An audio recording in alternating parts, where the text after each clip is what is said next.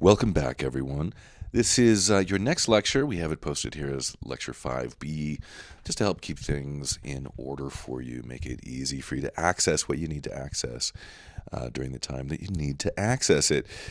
This is the IS curve. As you know, we are building the ISLM model.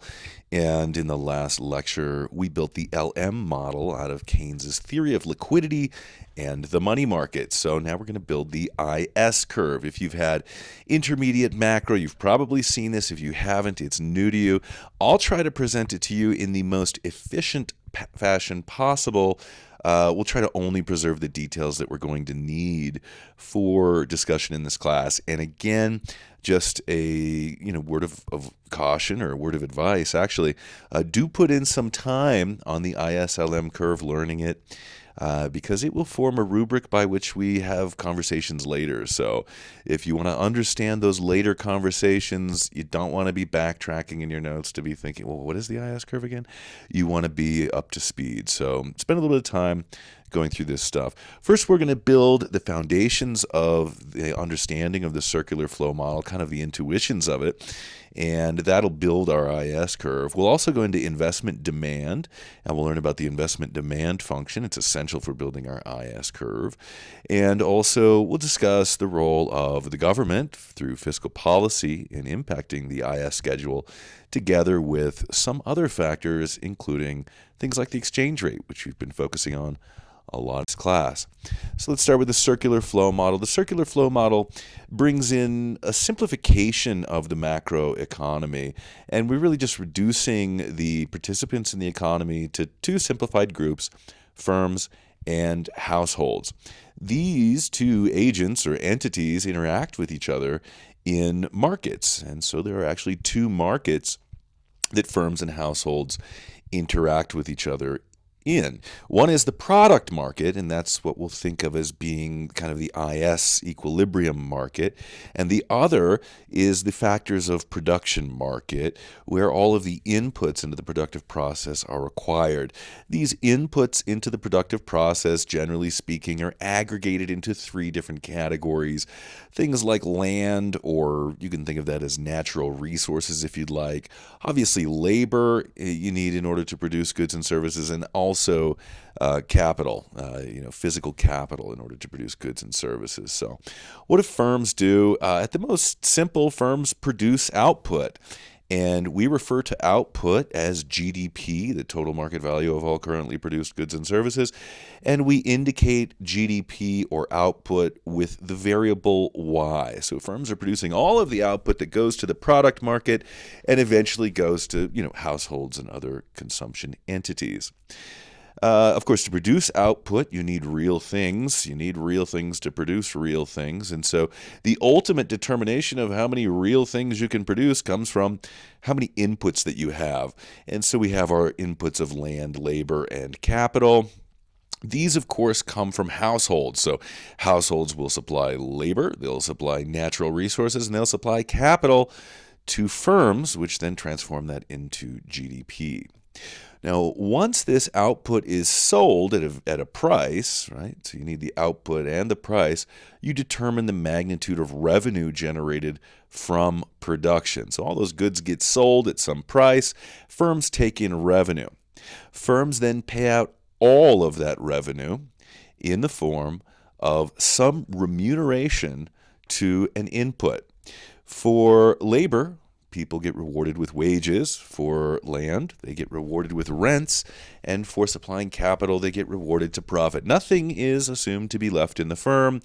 Either the money derived from revenue goes to paying costs such as wages and rents, or it goes into profit and gets redistributed to households in the form of income. And so income is also another measure of GDP, and as you know, we'll be using the letter Y to indicate it.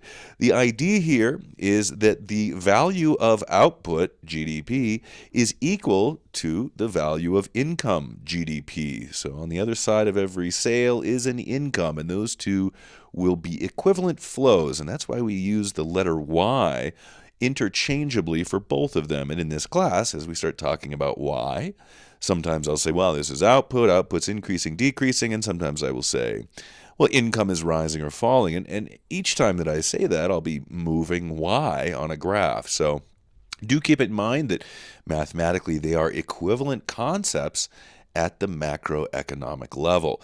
So if output GDP generates just exactly the same amount of income, and all of that income is spent by households on consumption, then there's enough money in the economy to purchase all of the goods and services produced. So we have supply on the left-hand side equal to demand on the right-hand side. And as you know, when supply is equal to demand, we have an equilibrium in the product market. So we have supply on the left-hand side and demand on the right-hand side. Another way of saying that is we have aggregate demand on the right-hand side. And if aggregate demand is equal to aggregate supply, we have an equilibrium in the product market. Supply is equal to demand, output is equal to expenditure, aggregate supply is equal to aggregate demand. All of these are equivalent statements. And so this is the circular flow model talking about how the economy produces and consumes in such a way that there needn't be any changes from disequilibrium. If you can imagine a situation in which output exceeded demand, there'd be goods and services sitting on the shelf, they wouldn't be sold, and firms would have to do one of two things, or a combination of these two things, in order to restore equilibrium. If output exceeded demand, goods are sitting on the shelves, and firms would either reduce price on those goods in order to stimulate demand, or they might reduce supply in order to keep pace with lower demand. So one of those adjustments is a nominal adjustment, the other one is a real adjustment, and we may talk a little bit more about that later. But if we're looking at this circular flow model, we can see that under the current circumstances, output generates revenue, which is equivalent to income, and if all of that income is spent, then we have an equilibrium. All of the goods get sold. But this is a simplified version of the economy. Let's add in some other real-world complications. For instance, it's not recommended that you spend all of your income your entire life. It is, in fact, recommended that you set some aside for future consumption if there was some kind of volatility in your income. Maybe, say, when you retire and your income dries up, you want to have assets saved that you can then deplete. So what will happen here is that individuals will not they will not consume all of their income. Part of that will leak out of aggregate demand. It will leak out of this expenditure stream in the form of savings. Now, this savings is a leakage from demand. It's a leakage from expenditure. And if we've pulled some savings out of this flow, there's now no longer enough expenditure in the form of consumption to buy all the goods and services produced. And so the economy would contract. Either prices would decline or output would decline and unemployment would rise. We have a leakage here from the expenditure stream. That leakage goes into financial markets, and financial markets take large pools of household saving and find various investment opportunities that they can lend to, returning to households interest rates and valuable assets for the future. So our leakage of savings doesn't just disappear into the sand, it gets coordinated through financial markets and becomes an injection into the expenditure stream in the form of investment. That investment is undertaken by firms, and it may take the form of buying new uniforms for staff, or purchasing new refrigerator trucks, or buying new computers from Apple or Microsoft, or purchasing a building of some kind. And so firms themselves, in the form of investment, are purchasing goods and services from the product market. They just tend to purchase oftentimes different ones than households purchase, but their investment is an equivalent form of expenditure, actually an equivalently relevant form of expenditure to consumption, although it's generally far smaller than consumption. Consumption makes up a much larger component of aggregate demand than does investment, although investment tends to be a heck of a lot more volatile than consumption. So here we see that we had a leakage savings, and if it was equal to the investment injection, now again we have that the sum of expenditure, consumption plus investment, is equal to output GDP. So all of that output is being sold. It's either being sold to households or firms in the form of business investment, and we again have an equilibrium. Now, unfortunately, individuals don't get to choose what they want to do with all of their raw gross income. In fact, taxes are taken out, and so from your gross income, we subtract taxes, and this gives us your disposable income from which you are able to save or invest. Now, before I continue, just a quick note on our last box there, savings and investment. We said that savings had to be equal to investment to give us equilibrium here. Now you're seeing why this is called the IS curve, because in its most simplified form, the absence of external trade or any intervention of the government, equilibrium in this model demands that savings is equal to investment, IS. So that's why they call it the IS curve. Anyway, back to taxes. We've got gross income, which you don't get to touch. What you get to touch is your net income, your income after taxes. We'll refer to your net income either as net income or disposable income. The income after taxes is what you can choose to dispose of, either through savings, consumption, or imports. These taxes are, again, another leakage. We've got two leakages from the expenditure stream, savings and taxes.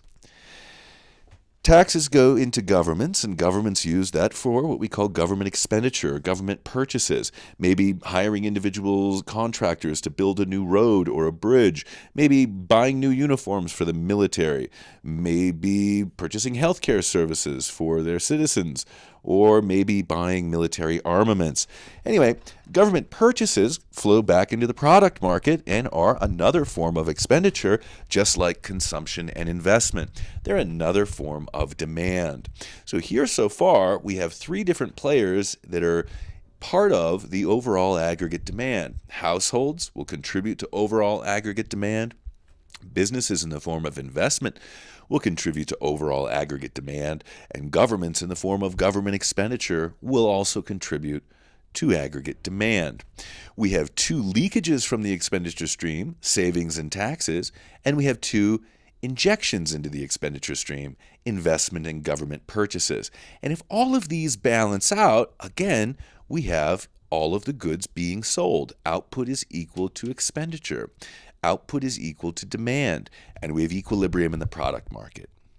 Following the same line of reasoning, in addition to leakages of savings and taxes, if you look at your clothing, you'll find that not a lot of it was made in the domestic product market, that in fact you procured many of the goods that constitute your standard of living from purchasing them from abroad.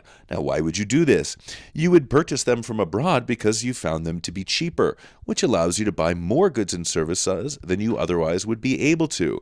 This keeps down your cost of living and raises your standard of living. You're simply optimizing by using your budget to buy goods and services where you find them to be the most cheap. So you're doing something rational here, right? You are using your budget constraint and your given income to maximize your utility across goods and services. And so this is where imports come in.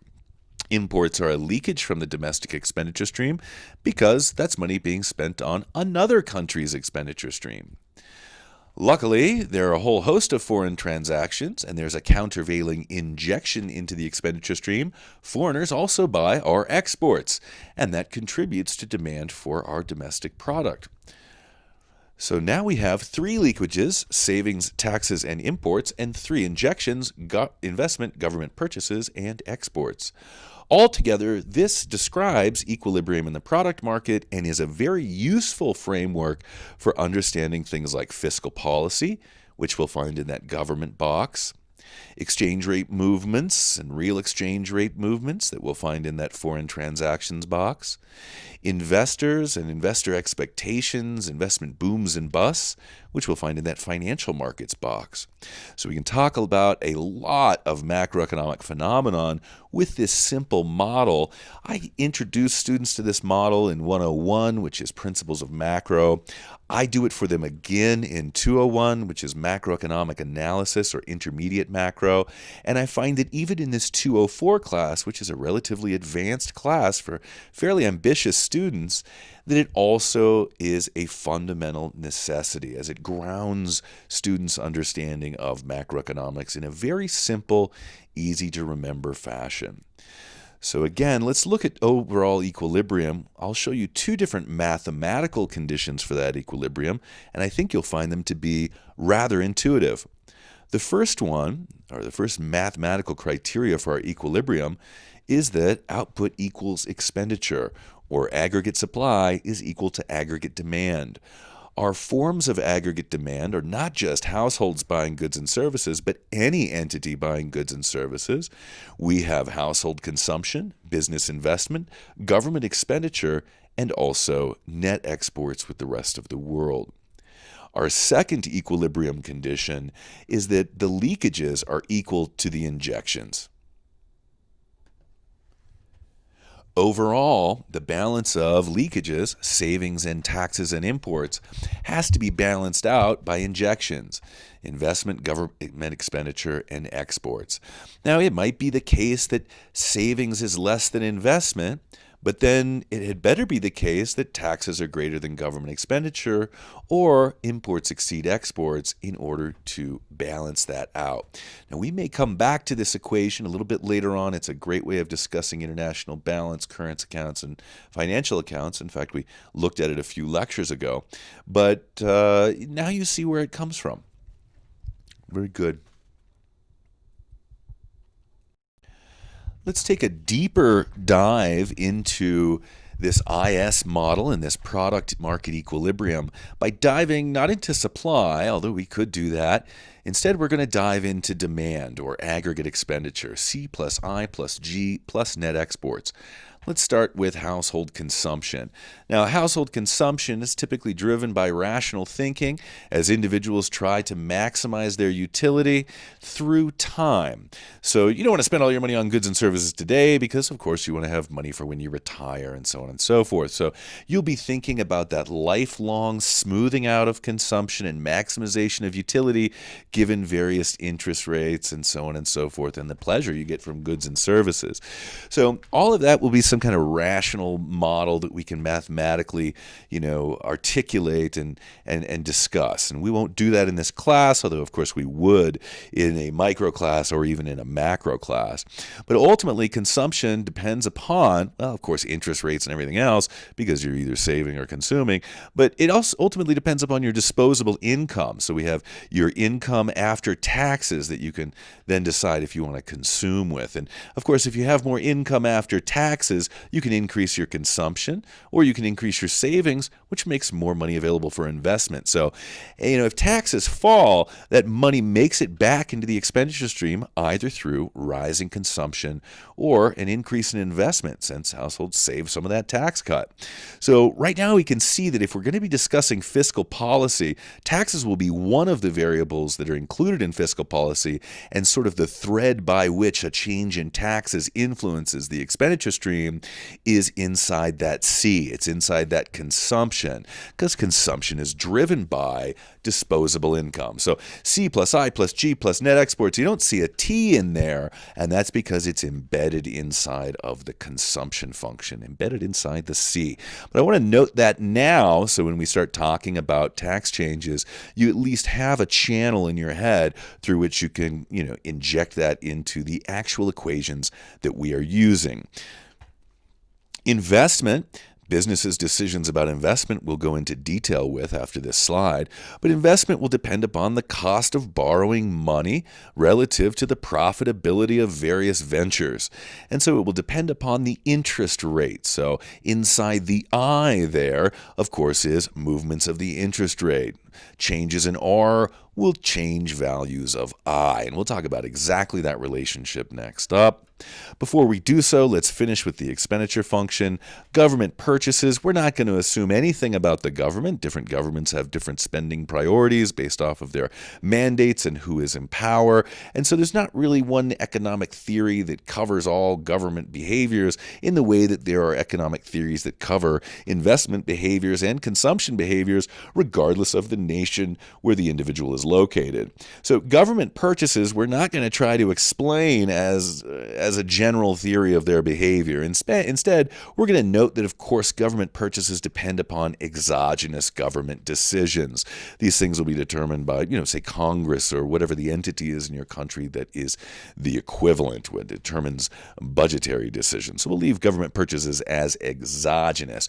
Exogenous, you can think of an exoskeleton of an insect. Of course, insects crunch when you step on them, and that's because their skeleton is on the outside.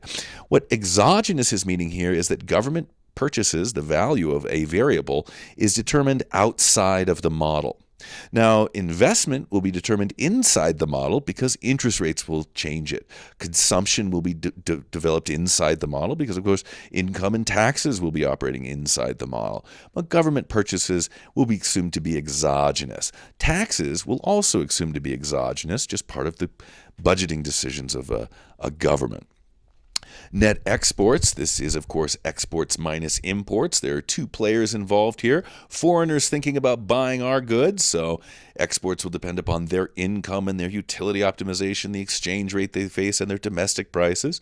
And then the second part of net exports is imports, and that depends on the wealth of domestic citizens, their income, exchange rates, and domestic prices relative to foreign prices. So we've been talking a lot about the exchange rate. We've discussed this in a net export model, and we've also discussed it in an uncovered interest parity model, and we've discussed the long-run theory of purchasing power parity and the real exchange rate.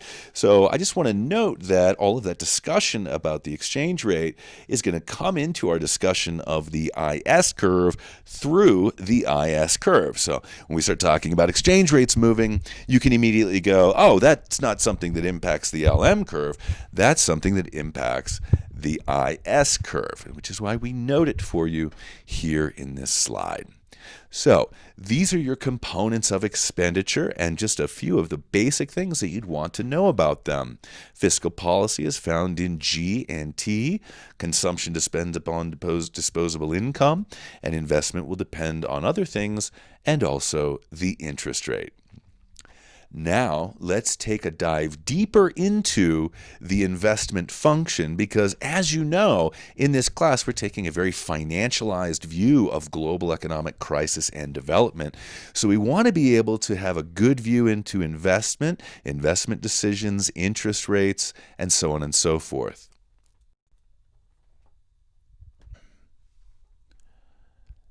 The interest rate connection. Let's talk about the intuition of interest rates and investment. Let's start with a very simple numerical example to give you the intuition of what will be going on here. You're thinking about buying a coffee cart for campus. It's going to be your small business.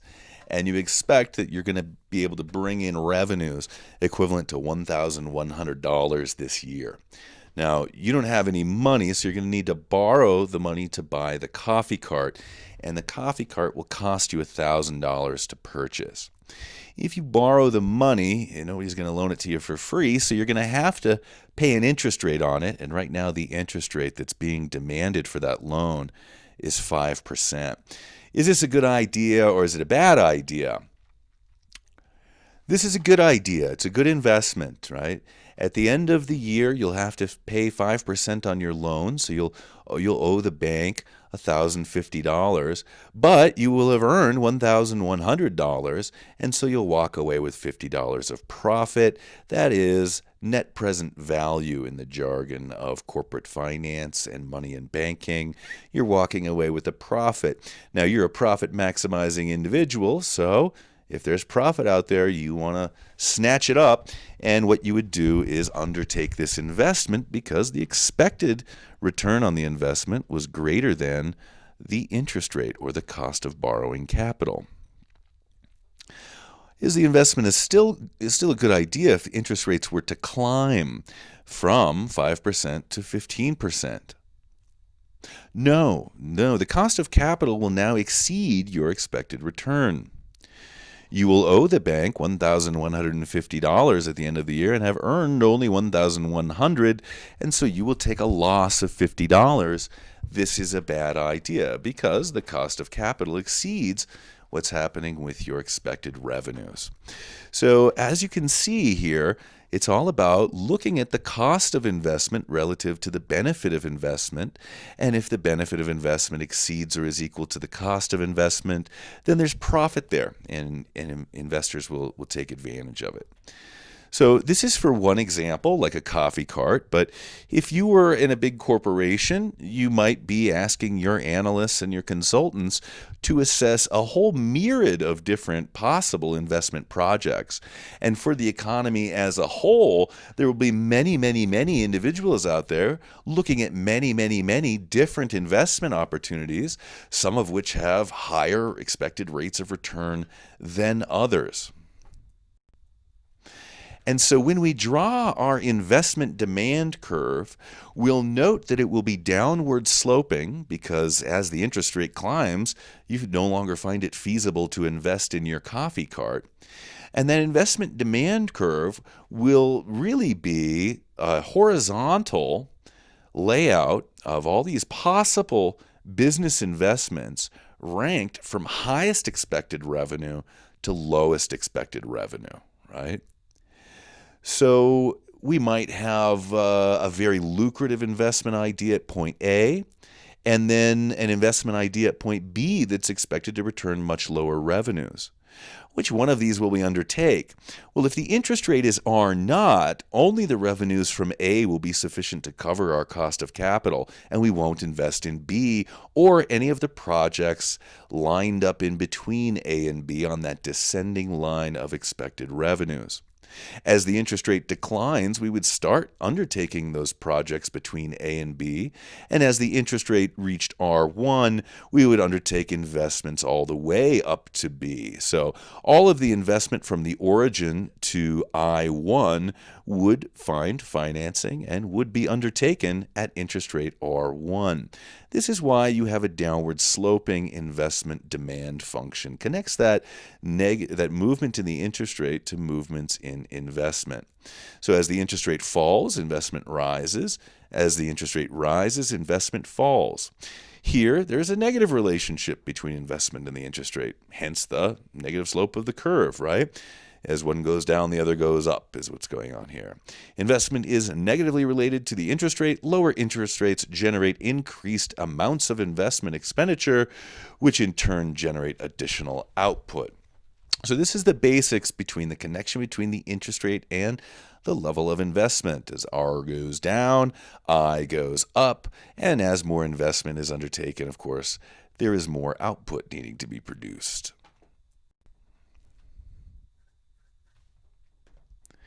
Here we have the ultimate point of this lecture, your first manifestation of it. It's the IS curve. Let's take a look at that. On the y-axis, we have the interest rate. The vertical axis gives us the interest rate. And on the horizontal axis, we have the level of income or the level of output that is being produced. What's happening here is as the interest rate drops from R2 to R1, the level of investment, not shown here, increases. And as the level of investment increases, it stimulates additional output or additional income. And so we move from Y2 to Y1. As the interest rate continues to fall, investment continues to increase, and we see an increase in demand for GDP, generating more GDP and more income. And we move to Y0. So this is how you get your IS curve. It has a negative slope, just the opposite of the LM curve. The LM curve had an upward slope. IS curve has a negative slope, and the whole connection here is generating equilibrium in that product market, falling interest rates, rising I on the right-hand side of that equation, causing an increase in Y on the left-hand side of the equation. And so we see the IS curve shows the relationship between interest rates and output in the short run. When the interest rate is high, investment declines and output and income must fall. All right, very good. So this is how you describe the slope of your IS curve. The slope is changes in R lead to changes in investment, which lead to changes in income. And because as R falls, investment rises, as R falls, the level of income increases in this diagram. So this is your IS curve. Now keep in mind that at all these points, C and B and A, that equation, y is equal to C plus I plus G plus net exports, holds true. For that reason, our definition of the IS curve is that the IS curve is all of the combinations of the interest rate and the level of income for which the product market is in equilibrium. So, output is equal to expenditure at C, at B, and at point A. If you'd like to think about it more in depth, suppose that we are operating at R1, but rather than be at point B, which corresponds to R1, Y1, suppose that we were at some point to the right of B, at some combination not shown of R1 and Y0. So just above the A and right of the B, imagine a little point right there. If the economy were operating at that point, well, we're not on the IS curve, so we must have a disequilibrium in the product market. Essentially, what would be happening there is that the level of investment would be too low to generate the level of income Y0. And that in order to generate the level of income Y0, we would have to see interest rates fall to stimulate investment up to I0. That point to the right of the IS curve would be a point of excess supply, not enough demand, needing lower interest rates and higher investment to support Y0. So over there to the right of B, you can think of supply exceeding demand, and then of course to the left of B, right, at a point like R1 and Y2, you would see demand exceeding supply, requiring either higher interest rates to bring you to point C through reduced investment. Very good. Or you'd need higher level of income output to support the high level of investment. So those are your regions to the right and left. That's kind of an advanced way of thinking about things, but for many students it helps because you can imagine being lost in a point out in space off of the IS curve and then saying to yourself, well, what do I need to get back home to the IS curve? Well, either if you're to the right of point B, you either need falling interest rates or rising income. And if you're to the left of point B, you either need rising interest rates or rising income. Very good. So now we understand what the IS curve is, how it's depicted on our plane that will be equivalent to the plane where we depicted LM, and we know it moves us along the curve. Movement from C to B to A happens because interest rates change investment, which changes the level of income. Well, what about all of the other things in that product market that we talked about, things like taxes and government expenditure and so on and so forth? Well, all of those other things in the IS curve will be shift factors for the IS curve. Here is a short summary of some of the shift factors that you'll want to be aware of for your IS curve. For instance, an increase in foreign income. Well, if foreigners are richer, they'll probably buy more exports, improving our net export position. A depreciation of the real exchange rate. This improves our net export position as well. As the exchange rate depreciates, all of a sudden you sell more exports and you purchase fewer imports, so your injections rise over leakages, stimulating output. We'll also talk about the profitability expectations of investment. When we were thinking about your coffee cart, you formed an expectation that it would bring in $1,100 a year. But this is for a business that you hadn't yet built yet. So you didn't know that with certainty. You had to forecast that variable. And those forecasts, or that expectation of future revenues, can change if the landscape of the economy changes. A boom or a bust in investment expectations we'll talk about in the form of animal spirits. And these animal spirits are things like bullishness and bearishness. They'll either shift the IS curve to the right or the left. It's pretty intuitive. We'll go through it in a moment. But if there's an expectation of a boom in profitability, investment will increase and the IS curve will shift to the right. And if, of course, there's expectations of a bust or a gloomy depression, then, of course, business profitability will decline and firms will reduce investment, shifting the IS curve to the left. Also, consumer wealth effects will play a role here in the C. And so if there's a stock market boom, people feel wealthy, they buy more, they go out and get a steak dinner and some red wine, and the IS curve shifts to the right, stimulating more income. And of course, if there's a stock market crash, people save more money, consume less, and with falling consumption comes falling output or falling income. Now, we've run through these, and I think they're pretty intuitive to you. But let's go ahead and look at some visual examples just to reiterate these points and to go through them bit by bit and make sure that you've got them. Let's start with a change in government expenditure. Let's take a look at this government expenditure curve here. Again, this is the IS curve. You're familiar with it now, the IS schedule. And what we have, let's start off at IS naught. And that is going to be occurring at R naught and Y naught, and so point A. At any given interest rate, like R naught, an increase in government purchases is going to raise expenditure and call forth more income and output, thus raising the level of income generated. This will be a shift of IS from point A to point B, a shift from IS naught to IS1. This is a shift in the IS schedule to the right. Now, we've got the change in G. It's an increase in G indicated there in the graph. And then 1 over 1 minus B, you don't need to trouble yourself with that. But the reality is that all of your forms of expenditure actually impact the level of income to a magnitude greater than their dollar amount. So 1 over 1 minus B ends up being something called the multiplier, which is some positive scalar that indicates how much bang for the buck you get. We might have 1 over 1 minus B be, say, 3 or 4, in which case a dollar spent by the government generates 3 or 4 additional dollars of income. And the intuition behind the multiplier, for those of you who haven't seen it, is that, income generates more income, which generates more income, which generates more income. For instance, when I get paid, I pay my rent, my landlord goes to dinner, and the waitress gets a new haircut. And so there have been multiple incomes generated simply from my own initial one.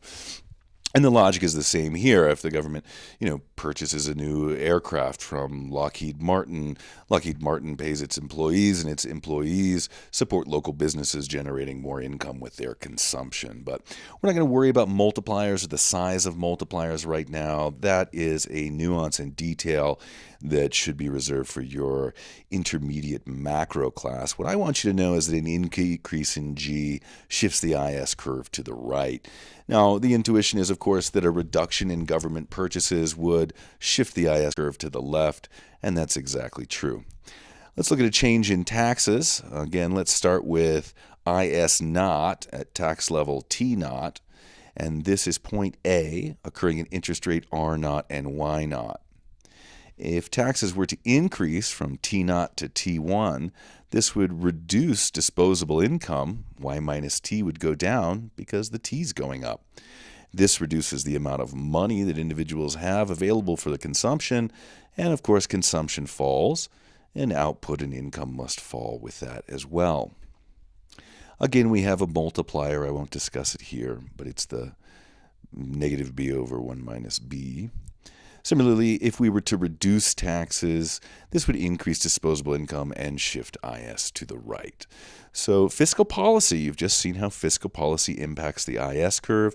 An increase in G or a decrease in T shifts the IS curve to the right. A reduction in G or an increase in T shifts the IS curve to the left. And that's intuitive, I think, for you, especially given your circular flow model. What you're really looking at there is either playing with a leakage, taxes, or playing with an injection, government expenditure.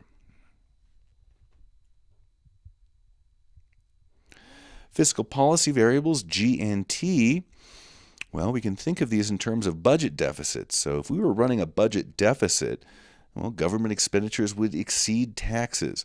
And this is oftentimes designed to be a way to stimulate economic activity during a recession or a depression.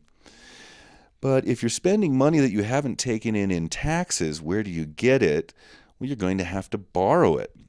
And the government will borrow money for budget deficits through debt financing, i.e., the issuance of bonds. In this country, those bonds are treasury bonds.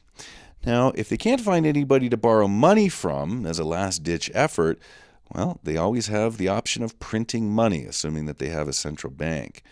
Now, this is oftentimes known as monetizing the deficit. And in many countries, there are rules about whether or not the central bank can purchase government securities directly from the government. Typically, when that happens, you run the risk of having political leaders that can just endlessly inflate economic activity to make people feel like they're doing a good job in office. They increase spending, and then they get money from the central bank to finance it. Essentially, the prime minister calls up the central banker and says, if you don't buy these bonds, you lose your job. Now, countries that have this lack of separation between political power and the central bank oftentimes experience populist economics, which in the short run can lead to booming economies. But these booming economies are like parties when you've had too much to drink. There is going to be a hangover. And that hangover will typically come in the form of a financial market crisis or a recession or depression or both, or a period of extremely high inflation, which erodes the value of money and erodes the value of wealth. After each of these populist expanses, there is always a hangover, and there is always a hangover because economic activity is not generated by money. Economic activity is generated by production. And as we saw in the circular flow model, it takes real things to produce real things in a sustainable fashion. So for prolonged economic growth, what you need is more inputs or technological advances that give you more productivity. The printing of money will never generate an increase in real wealth, although it has oftentimes been used to generate a temporary increase in economic activity to dupe the public into thinking that policymakers did something meaningful for their long-term economic prosperity. Moving on to the investor component of our circular flow model and IS curve. Here we have the connection explicitly outlined that we talked about earlier. In the left, we have the investment demand function, downward sloping in the interest rate, representing all of the rankings of expected profitability, of investment options in a downward fashion. So we have R naught and I naught characterizing the state of investment demand. And of course, as investment plows into the circular flow model and into the product market, it supports a level of income Y naught. And so we have equilibrium in the product market depicted on the IS curve. All right, so this is a good starting point for us. Now, if you remember, that investment demand function was a ranking of expected profitability of investment endeavors. You expected that your coffee cart would bring in $1,100. But what if your expectations changed? What if you got news that students were becoming highly addicted to coffee and they were willing to pay more for coffee? You might revise upward your expected profitability from $1,100 to $2,000. Or what if a new news piece came out that said caffeine consumption reduces grade performance, which isn't true, by the way. But if it did come out, all of a sudden students would be abandoning coffee in favor of something else in order to protect their grades, and your expected profitability might fall to $20 instead of $1,100. As your expected profitability changes, you either revise upward those expectations, which would cause the investment demand function to shift upward, or you would revise downward those expectations as your profitability expectations fell across the board for investments. Assuming investor expectations turned more optimistic, We call this bullishness, optimism and bullishness. So when we're talking about investor expectations, we'll oftentimes use the term animal spirits. And these animal spirits are like animal totems. They're like the power animals of Wall Street. You'll note that one of the power animals of Wall Street is, of course, the bull, which is why there is a big life-size brass bull down on Wall Street, a large statue. If you haven't been down there to see it, you should. And why is there a bull statue down on Wall Street? It's because bulls represent optimism, high profitability, strong economic growth. So if investors became more bullish on the economy and investment endeavors, then they would revise upward all those profitabilities. See that curve shifting up, the investment demand curve shifting up? That's your profitability expectation of 1,100 for the coffee shop turning into a profitability expectation of 2,200 for the coffee shop. And everyone else in the economy is doing the same thing with their investor expectations. So the entire panorama of investment expectations is now more likely to bring profitable results. Now, when this occurs, right, the interest rate hasn't changed. It's still R0. So all of those projects that before bullishness led to, unfeasible investment opportunities because their profitability was too low, well, now we've increased their expected profitability and it makes sense to invest in them. So as investor expectations change, particularly in the bullish fashion, we would see an increase in investment at R0. And of course, we would need a higher level of income to support that high level of investment. As injections increased relative to leakages, this would call forth more GDP and increase aggregate income. So the IS curve shifts to the right for bullish expectations, and we move from Y0 to Y1. Now keep in mind that it was not the interest rate that caused this change of investment. It was the second component of investment demand, investment expectations, that led to this. So the interest rate remains the same at R0, and our bullishness has shifted the IS curve to the right. Now, of course, if it was bearishness that was taking place, the other power animal of Wall Street, the other animal spirit of Wall Street is bearishness. And bears are large, slow, sluggish animals that are hibernating for the winter, signifying slow economic growth, a malaise of economic activity, a sleepy, slow, and sluggish economy. If investors were to turn bearish, you can imagine the investment demand curve would shift down. This would reduce investment at any given interest rate and shift the IS curve to the left. So we'll do a lot with investor expectations because this is a financially centered class and we want to be thinking about the volatility of investment. One question you should have in your mind is, what is it that drives investor expectations? What causes markets to become bullish and optimistic or bearish and pessimistic? Is it science and reason that causes them to change their expectations? If it is, then those changes in expectations are rational. And the volatility of investment is efficient. It's the market efficiently incorporating rational information.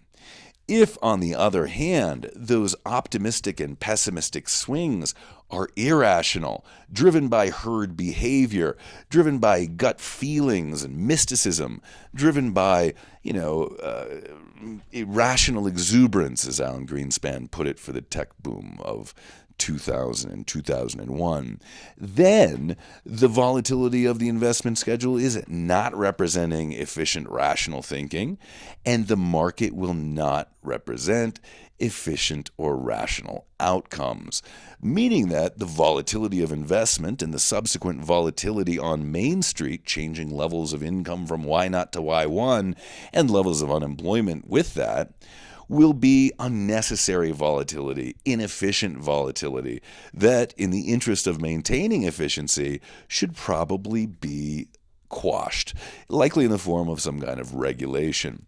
So the question becomes, does investor expectations represent efficient, rational adjustment of markets, or do volatile investor expectations represent unnecessary and costly volatility to the economy? This is a debate in macroeconomics, it's a debate in finance, it's a debate in policy, and the debate rages on. I want you to think about the politics of that as we discuss financial crisis in emerging markets. So I want to lay the seeds for that there, the difference between rational and irrational investor expectations, having a lot to say about your politics and policy with regard to regulating capital flows, regulating Wall Street activity from speculation, and so on and so forth. Are the impacts of volatility efficient, or are the impacts of volatility inefficient and costly to the economy? Big question for the future. Let's quickly take a look at something you're familiar with. What about changes in the exchange rate? We know the exchange rate is going to impact imports and exports, and so in the left-hand panel, I've put a market that you're already familiar with. We went through it in the first couple lectures. It's the market for the exchange rate. Here, explicitly, we've put the supply of foreign exchange as exports, and we've put the demand for foreign exchange as imports, and the equilibrium value of the exchange rate is where the trade is in balance. Exports equal imports. So there we've got our trade, and that net export position will factor into the circular flow model, and that will be the NX in our equation, C+I+G plus net exports. Well, let's look at this initial equilibrium, and at this initial equilibrium, we've got some equilibrium in the product market.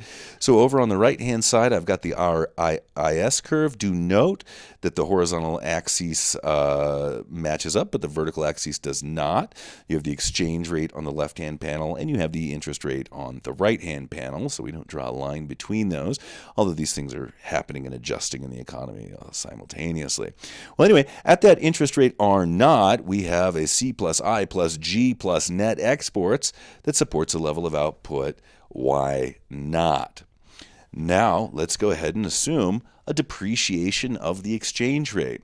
Now, as that currency starts to depreciate, foreigners find exports to be much cheaper, and they increase their demand for exports. Domestics find the purchase of foreign goods to be more expensive, and of course, they reduce their imports. This increases the injection of exports and reduces the leakage of imports in the expenditure stream. This causes us to have a positive net exports or a trade surplus. And now, because of this depreciation, the domestic economy is generating more sales from abroad and reducing purchases from abroad, thus supporting a higher level of income domestically. And so, for a depreciation of the exchange rate, the IS curve will shift to the right.